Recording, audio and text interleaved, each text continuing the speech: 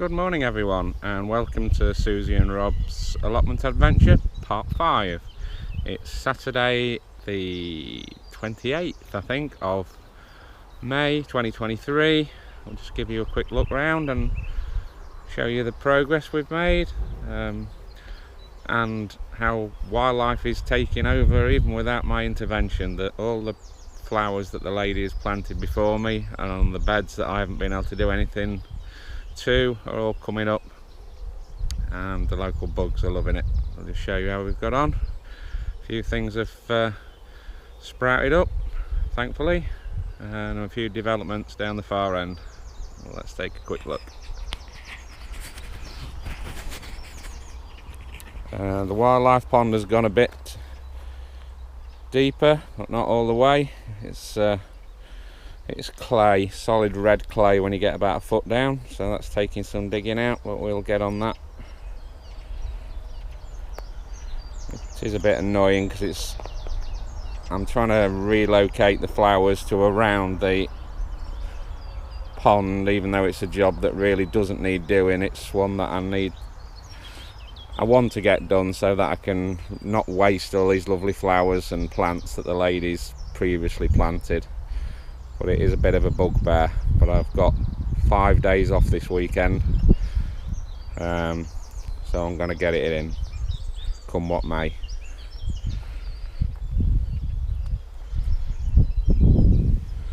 And the lupins are coming out,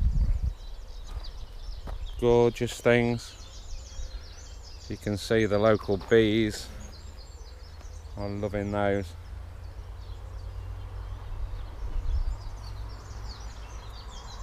Corrugated sheep, which will be going to the tip this weekend. I've just done a load to the tip. Check that she'll take those, and she will. So we've got another.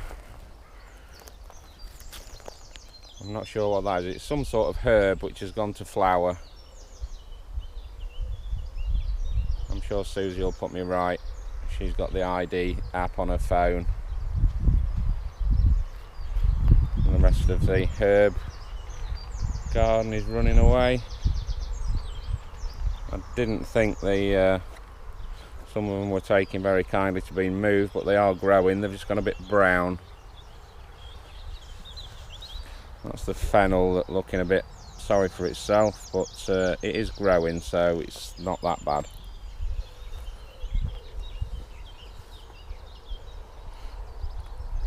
We get down to some cornflowers, I believe, and some gorgeous poppies. I'm sure they'll open up even further in the sunshine. It's 8:15, so we haven't had full sun for long. You can see how nice they look. The one upside to not being able to get on top of the plot is all of this stuff that the ladies deliberately planted, and it's going great guns this time of year. And then we've got the greenhouse, which is going to go in this weekend because I'm in big trouble with Billy because he wants to give me lots of stuff to put in it. And then some decking boards that I've got off Facebook Marketplace. They need staying in, and they're going to be the edging for the beds and for up the side of the paths to make it a little bit more comfortable to walk on.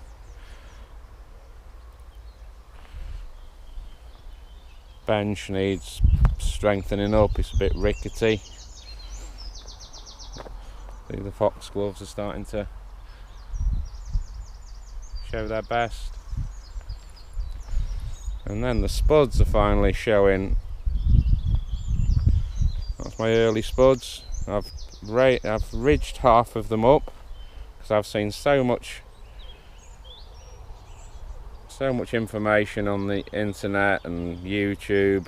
Some people say ridge the earlies up, some people say they don't bother. So I'm going to do a little experiment.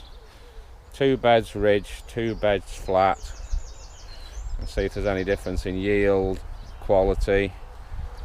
And then my Maris pipers are starting to come through, and I've managed to got a bit skew whiff with my beds here, so I need to sort that out today. They're gonna have to get ridged up. They're coming through. And then my onion sets are going well. I'm afraid it's a job for Suzi today to get on the weeding before the carrots hopefully come up in the middle. I need to get that all weeded today, or definitely this weekend, before the carrots start showing. No sign yet of anything on the goji berries. I don't know how they're supposed to produce fruit because we haven't any flowers yet, so I don't know how they work. Absolutely no idea. The gooseberries are showing some fruit, and the cherries, we're not sure if they're going to be edible or not.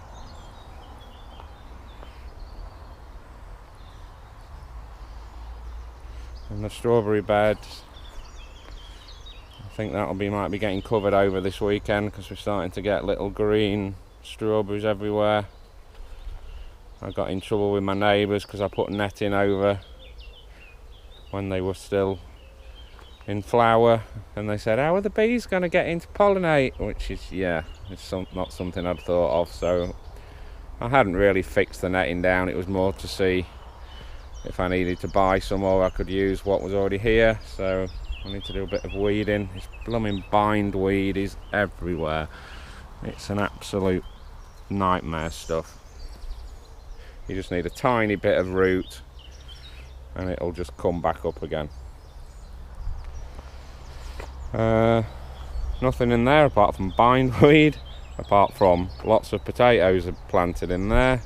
No, oh, we have got first signs. They only went in a fortnight ago, I think, and they're starting to come. Didn't see them yesterday. And the dumping ground, I'm afraid. More slabs, because cleared all that lot, so that's where the greenhouse is going, and it is in shade. I was told it might be better to bring it forward a bit, but it's only not even 8:30 yet.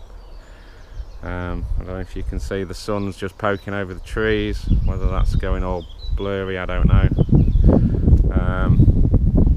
So we are in a bit of shade, but it's the majority is south facing, and I think it's going to be fine where it is. If we put it in this area, this tree stump's got to come out. It was a buddleia bush which had gone absolutely nuts, and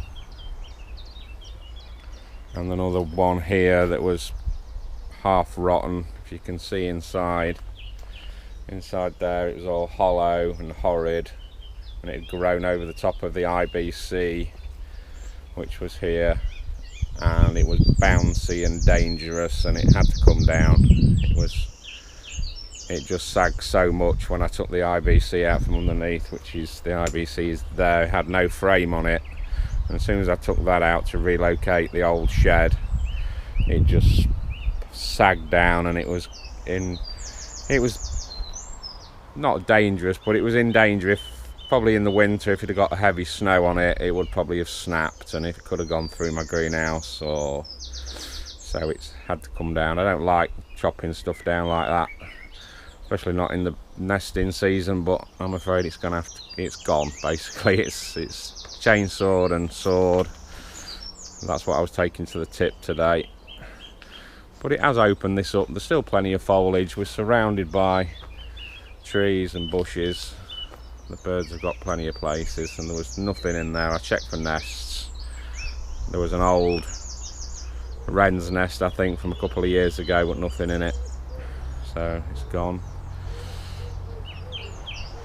A few old pallets that might come in handy, or they might have to go to the tip if they're too rotten.